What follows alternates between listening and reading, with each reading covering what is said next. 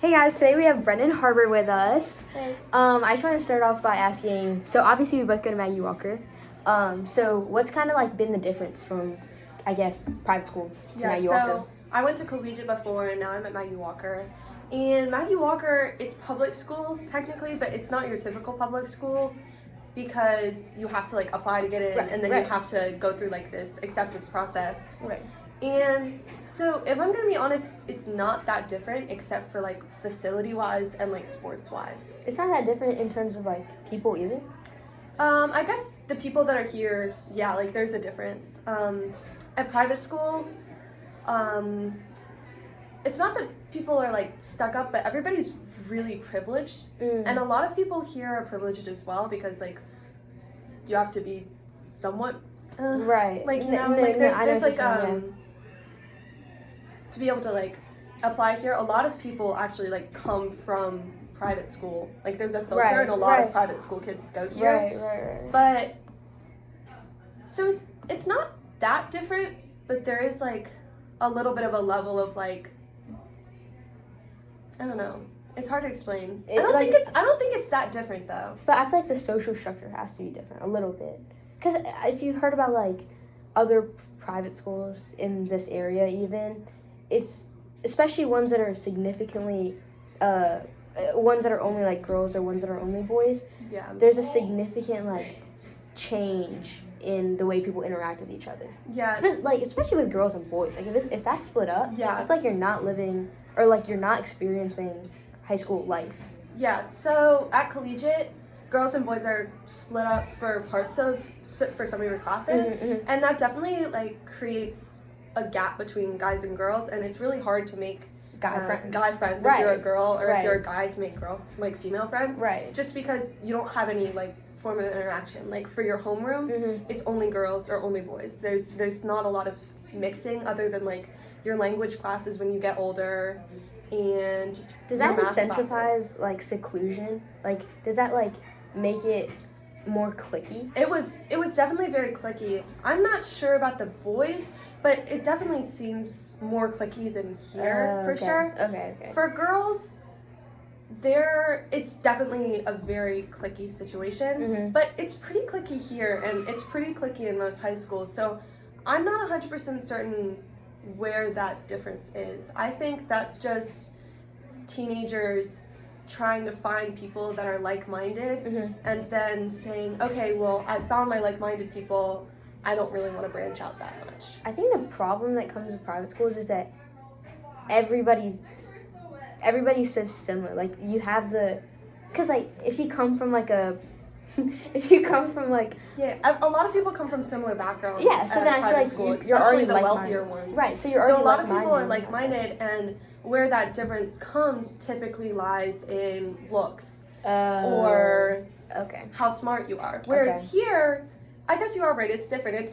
It doesn't lie in looks or whether you're super smart or not, but rather in genuine personality and interests. Right. That's fair. And I feel like a lot of private schools in specific are really pushy on sports. Like rich sports. Honestly, rich sports like golf, swimming. Yeah. So at collegiate, you had to do a sport for 2 seasons. Oh, really? Yes. You didn't have a choice. You had to do PE. From 7th grade up, you have to do 2 sports or 2 seasons of sports. So how do they mandate that? They like make you like track it, and so you can either do it through school, and that's easy to track. Like you just sign up for it and you show up to practice and you show up to games, or you have to like track your hours and make sure that you hit the same amount of hours with your outside sport that you would if you were doing an in-school sport. Do they kick you out if you don't do it or something? No, but like because you're paying to be there. Like they can't make you do anything. I mean, it's the same thing if you fail a class, they're making you redo it. So it's the same thing, like you have to. It's part of the requirements to graduate. Oh, really? So I guess everybody has to be, not necessarily athletic, but everybody does have to do a sport, and whether that's like cross country or track, there's a really large track team because a lot of people, it's not an easy sport by any means, but it's easy to be bad at. Yeah.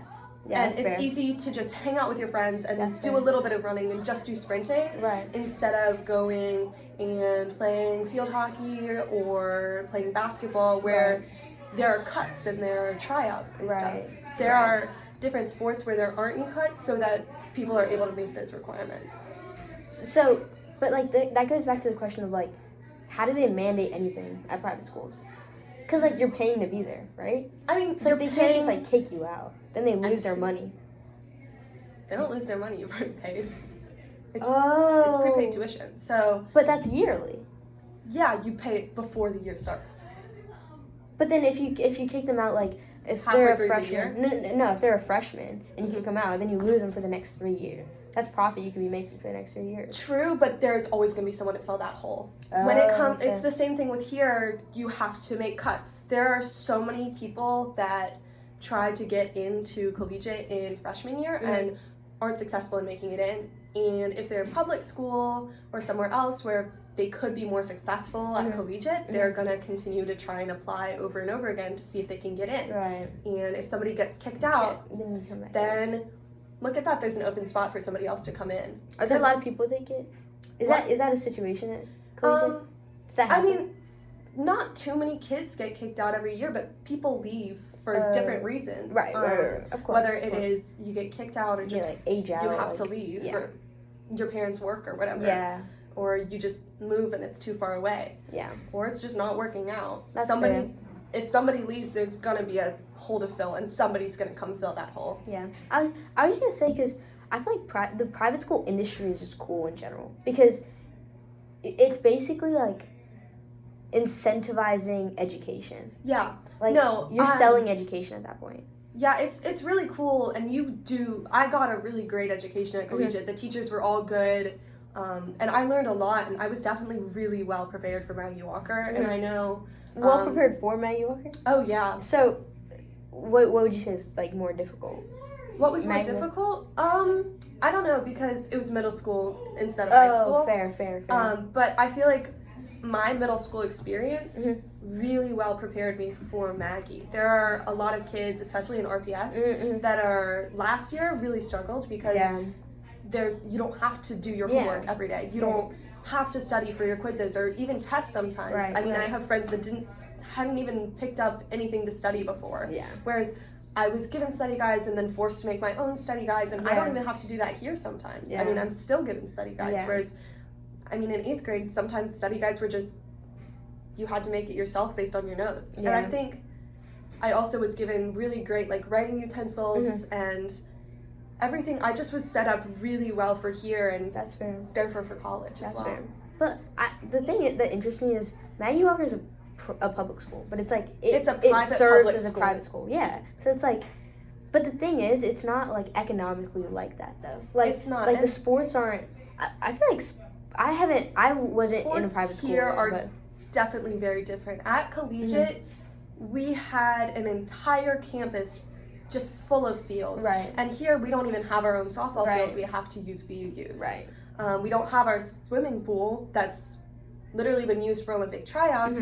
We have to use one that the city of Richmond gives us. Right. And I think that is where the main difference lies. It's not in whether kids want to learn and want to get smarter, and whether teachers really care about their teaching because all the kids want to learn. Because it's pretty similar to that at collegiate because, I mean, if you're paying that much for your education, why not get a great education? Right. The main difference is the economics and that our sports aren't given the same There's funds. A bigger priority on winning. Because I don't know if this is how it works at like private schools. But when I was there, I wasn't like when I went to private school, I went to Richmond Montessori. When I went to private school, I left at like 2nd grade. So I didn't I wasn't really big into the into where it was like economics or like there was like an economic advantage or not. But from what I've like seen, like obviously like in movies, like what you hear through like college athletics and stuff. Like college athletics is basically a business. Oh yeah, like for sure. What's her name? Angel Reese. She makes more now based on sponsorships than she would in the WNBA. Yeah, for sure. So like the fact that you make money off of school, is that like in any way related to private schools? Because I feel like there's private preparatory schools that like prep you for college, and you can take a gap year, like you can push your graduating year back so that you would have a better chance at college. Like there's so much like manipulation that goes on, and I feel like I think there's just a lot of opportunities that are given because you go to private school, because you have that ability to have all of these programs. Because not that there aren't programs here, there are great programs here, and we have great college counselors and everything, but our amount of college counselors here is like 2. Yeah. Whereas at collegiate, there is an extensive amount of college counselors, and it's not that they're better at their jobs, it's just that they have less people to prioritize. Right. And because of that, it's not that you genuinely get better opportunities, but there's someone out there who can look for your better opportunities easier because they're not looking for the opportunities for of like many 100 people. Right. That's fair. But like, attention, be advised. Students waiting for Powhatan. They haven't arrived yet. Please stand by. Powhatan is a little late. Yeah, sorry guys, Powhatan's a little late. Powhatan's a little late. Yeah, but okay, going back to like the swimming idea. Like I know you swim. Yeah. So and that's a relatively like I would consider it a rich sport. Like I feel like so swimming, it's a rich sport not because you need a lot to do it, whereas Be advised, Powhatan is arriving. Dang, Stand by. Powhatan. Powhatan is arriving. Sorry, y'all, Powhatan did arrive actually. Powhatan did I don't know if you arrive. caught that. But it's not a rich sport because you need a lot. You need a cap and goggles and a bathing suit to swim. Fair. What you need is you need those coaches who are coaching you, and those to pay for that, which is basically just paying for what Nova, Swim RVA, Dolphin Club, whatever swimming place you use. That's why it's a rich kid sport, because those are just so expensive, because it's hard to find really good coaches who can give people direct information about what they need to do to be better and to be safer and to go faster while looking at all of these kids swimming at the same time. That's the same thing in like basketball though. Like I feel like basketball it's not deemed as like a rich person sport, because like there's so many people in the NBA that have like come from not great backgrounds. So I feel like basketball, it's also prioritized to have like good coaches and stuff. That's what I'm saying. But there's something about swimming though. Like I think could be the thing about swimming is because it's a completely different skill set. It's not something where you know how to run, so all you got to do is learn how to shoot. You have to learn how to swim from a very, very young age. Like a lot of swimmers will start swimming when they're 3 or 4. Maybe. It matters? Age matters? I mean, to get as good, if you want to get really good, you start at 3 or 4. Right. And you start swimming year-round at like 5, 6 if you want to be really, really good. Okay. And not that that's the priority of everybody, but I think that's why it's deemed a rich kid sport sometimes, because if I'm being honest, I don't think it necessarily is a rich kid sport, because you don't need the greatest facility. You just need somewhere to swim. Yeah. You need a cap, you need goggles and a bathing suit. Right. And a lot of people have those things. What you need is all of those years to be that successful. And that's why it's deemed a rich kid sport, because the most successful ones are typically on the richer side because they've been doing it for so long. Right. Not that there aren't. Yeah. There can't be. Yeah, of course not. No. Ones who have grown up from a not as wealthy background. But I think that's why when you think about swimming, you think about, like the rich kids who swim, because they've just done it for so long. It also could be that like the universities that are like the Ivy League universities, they're also like really good swim teams. Like that's what most people go there for. Like they don't go there for softball, they don't go there for basketball, they go there for like swim, golf, the rich kid sports. You know what I'm saying? That's why I feel like it's deemed that though. Swimming is also a lot less. It's not a high impact sport at all. Fair. It's individual. If you get hurt during swimming, you are doing something wrong with your form. And as long as you're not doing something wrong with your form, you're not going to get hurt in swimming. And basketball, there are freak accidents that happen. Right. And I'm sure there are freak accidents that can happen in swimming, but they are so much less likely because there's no contact. There's nothing like that. And it's not even as bad for you as track, because track hurts your knees, it hurts your feet, and it's impact. It's awful for you. You're in the water. There's no impact. There's no impact. So there's absolutely no way for you to get hurt unless you are doing something really, really badly wrong. Yeah. And I think that's why all of those like smarter like Ivy League colleges Mhm. tend to have these really good swim teams because the kids are going to be swimming, but they're not going to get hurt. Right. It's also is it draining? Swimming? It can definitely be very draining because most swimmers do 2 practices a day, one in the morning, one in the afternoon. And those college swimmers, they're going to wake up super early in the morning, swim. Then if they're in college, they're going to go to class. Or if you're in high school, you're going to go to school. And then you're going to swim again in the afternoon. So it's a matter of balance. And that's why the good ones make it to those Ivies, I guess. Because if you know how to balance it, you're going to balance it. Right. But I have friends that great at swimming, super great at swimming. They go off D1 to D3, wherever. They just go off to college, and a lot of swimmers quit just because it's so time consuming. And once you add in college work instead of your high school work, it tends to become too much. Wow. Is it, I mean, in what sense is that like preoccupying on your mind though? Like, I guess like athletes that do basketball and softball and they commit to going D1, I feel like they have the same practices. They have weights, they have regular practices, they have games. But is it twice a day? Yeah, weights and practices are generally twice a day. But why is swimming just? So it's twice a day of swimming, including weights and whatever. And stuff. That's like before your practice. I mean, but what does swimming entail? Like laps, like. I mean, laps, sprinting. Mm-hmm. You can do long distance. You can do sprinting. You can do all the sprinting? strokes. Yes, sprinting. It's called sprinting. Mm-hmm. That's kind of funny. Yeah, it's just like running. You've got long distance. You've got sprints. You've got all of your strokes. You can do a lot of drills. Mm-hmm. You can just do kick. You can just do your arms and pulling. Mm-hmm. There are so many things that you can do with swimming that 2-hour practices, at least 2.5 hours probably for college kids, maybe more, twice a day. That's 5 hours plus however long you're doing weightlifting. Wow.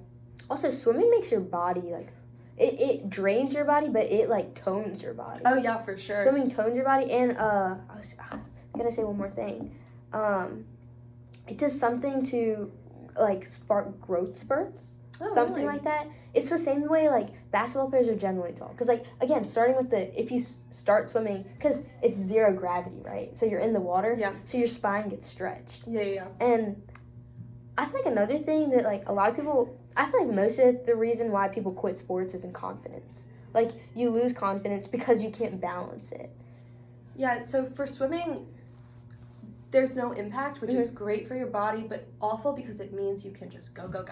Oh. And a large reason that swimmers quit isn't like, sure, it's that confidence, I can't balance it, but it's less of that and more the fact that you genuinely cannot balance it because it's just so much. Overexertion. Oh, yeah.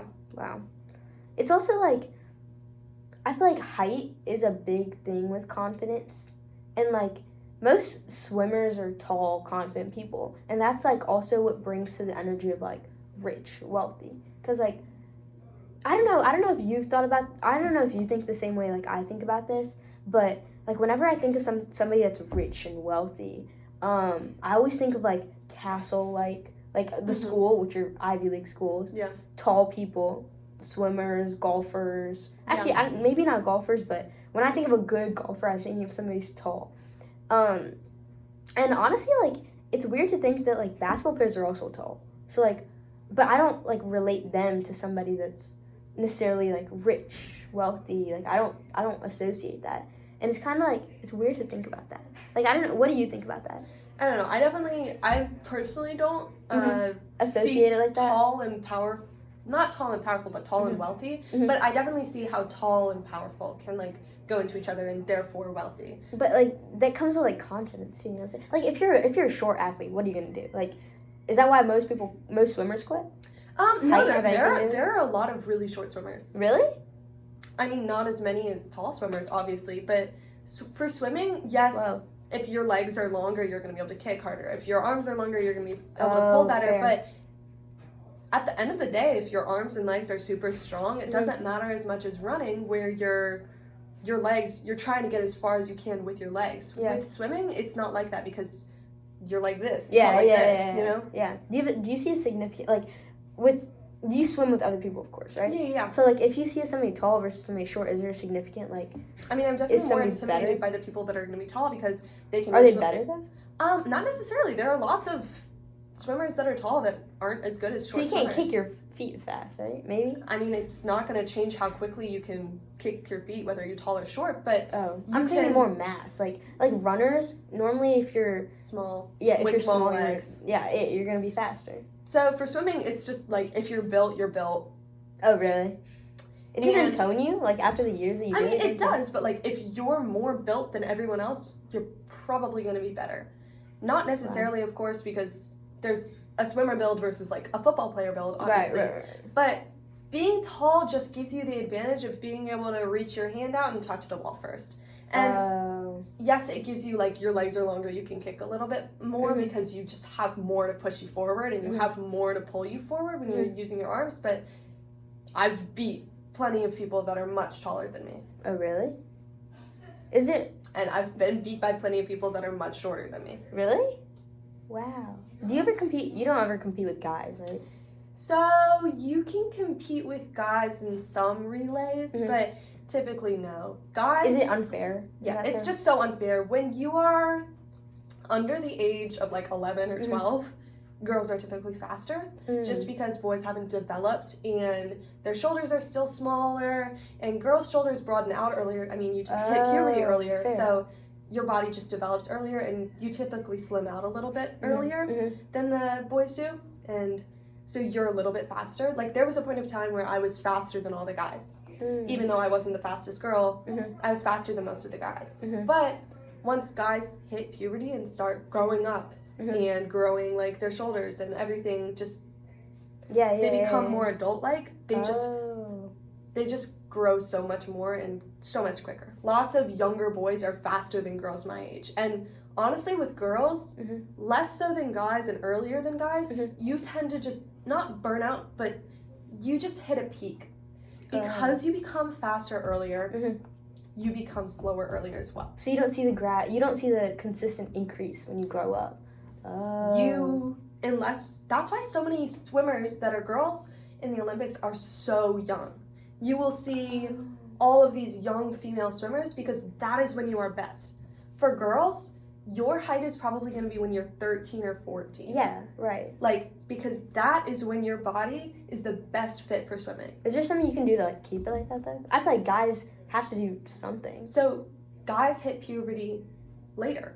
So, they hit that level off later. And you don't typically see older swimming guys either. No, you don't typically How old see is Michael older Phelps? Do we know? 50? 50? No, not 50. He's like 30s? late 30s, but he's done swimming. Oh, okay. He was one of those cases where obviously there are He just- exceptions to the rule. Yeah. When you're that good at what you do, Yeah. you're that good at what you do. It doesn't matter whether you're old or not. Right. But when you're younger, Mhm. you're going to be better. So for girls, it's like So you get burnt 12 out to quicker. 14.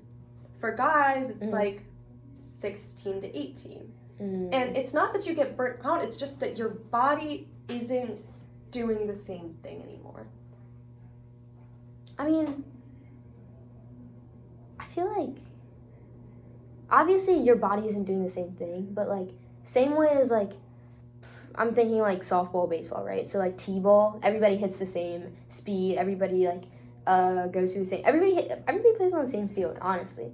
Like as you grow up, the girls' field is shorter, and like obviously certain circumstances we have a bigger ball, guys have a smaller ball, but it's like they can hit like what 100 miles per hour. Mhm. That's the average MLB swing.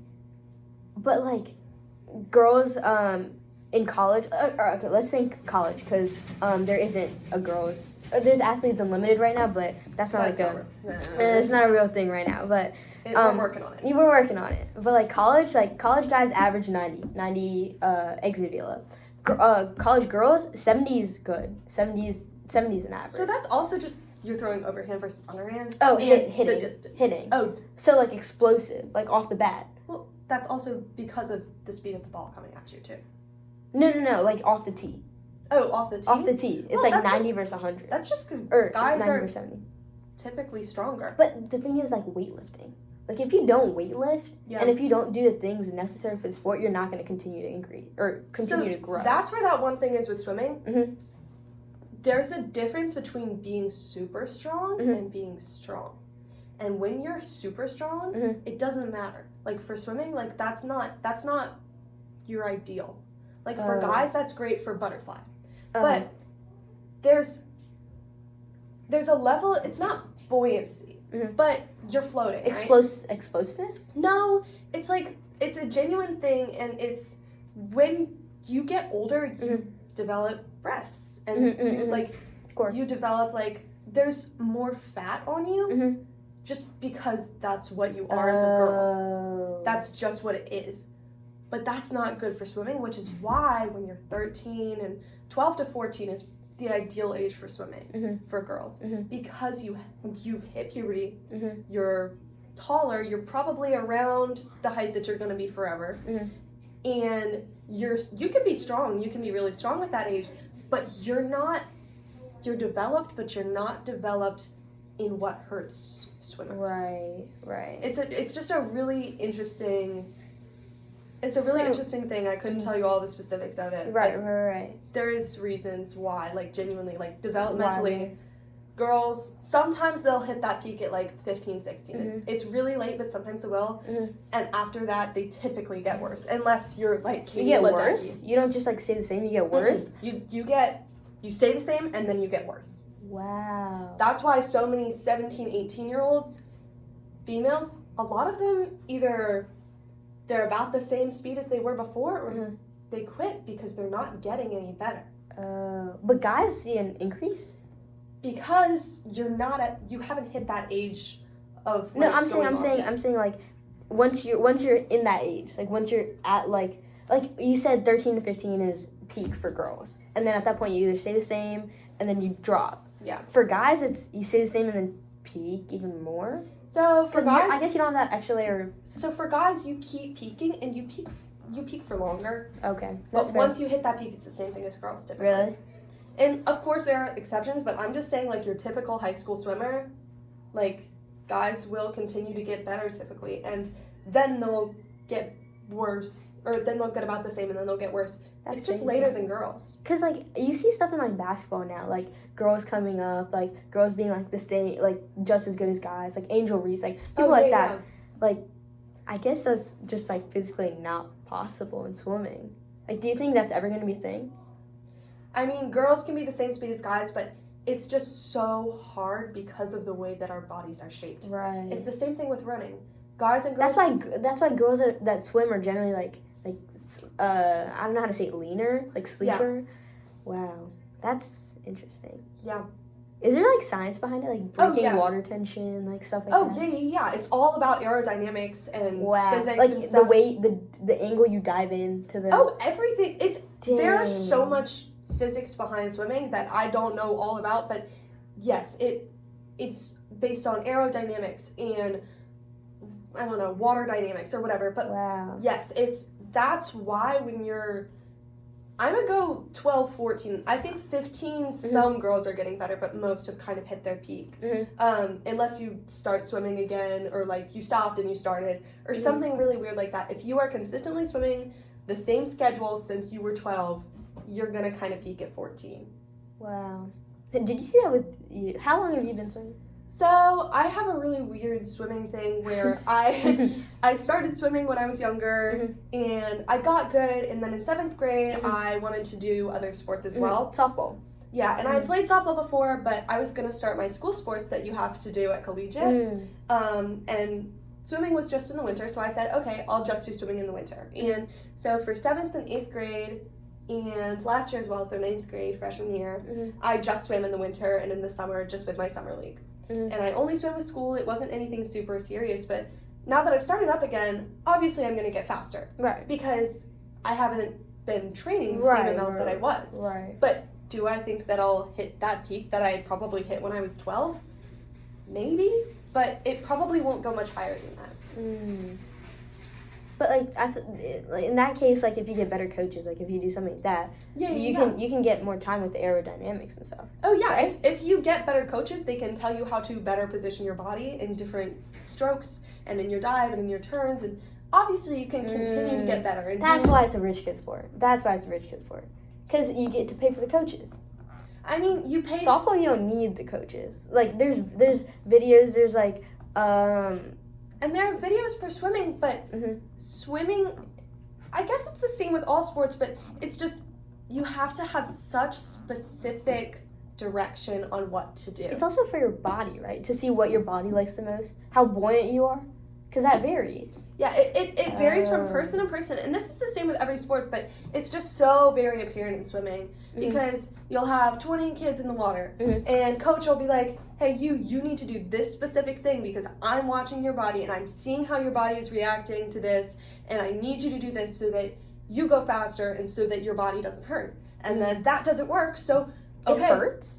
I mean, if you don't do aerodynamics right and stuff like that. If you don't fly right. So if you're not doing the stroke right, yes, you can hurt yourself. I hurt my shoulder very recently, both because of pitching and also what I was doing with my swimming. Yeah. My freestyle was hurting me, and so I was like, yo, coach, this hurts. And so he helped me through that, and now it's fine after a break, and now I'm able to swim properly without it hurting. Wow. But yeah, I mean, you can hurt yourself in a lot of different ways. It's the same thing as running, where if you do something wrong, you can hurt yourself really easily just because continuously moving your muscles in a way that they're not supposed to be moving, I mean, you're going to hurt yourself. But isn't it in finding the balance of where, like obviously our bodies are suited for some athletics, I feel like. Like, I feel like softball is the most unnatural thing ever. Oh, yeah, like, for sure. Like, who in the world is bending and, like, I feel like that's the most unnatural thing.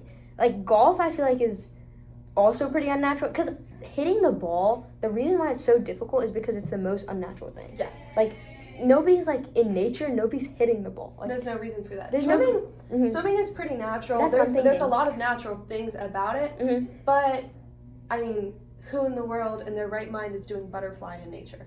Like, you're kicking your feet, holding them together, and moving both arms over your head. But, like, freestyle. Like, how would your freestyle hurt? So, that's just if you're doing it wrong. Like, it could be unintentional. It could be you just haven't done it in a while. But why are they so doing loud? doing anything just slightly wrong, it can just hurt you. And it could be you doing it this way and someone else doing it the same way could not hurt them and hurt you. It's just your specific muscles can just act up and be weird. Is it a matter of, like, success in a sport how natural it is then? For swimming, natural talent is very important. Or I guess, like, in any sport. I mean, swimming included, but, like, I think natural talent is important in any sport, but swimming, if you're not naturally gifted at swimming, your you're body not right. It's your body. If you don't have an athletic physique, and it's not even that. There are lots of fast swimmers that don't have the most athletic physique, but something about that person is just better at swimming, even with the same amount of training. That's why so many people drop. Because it's just so hard to be the best. Also, in the community of, like, swimming, is body positivity big? Because I would assume for it to be.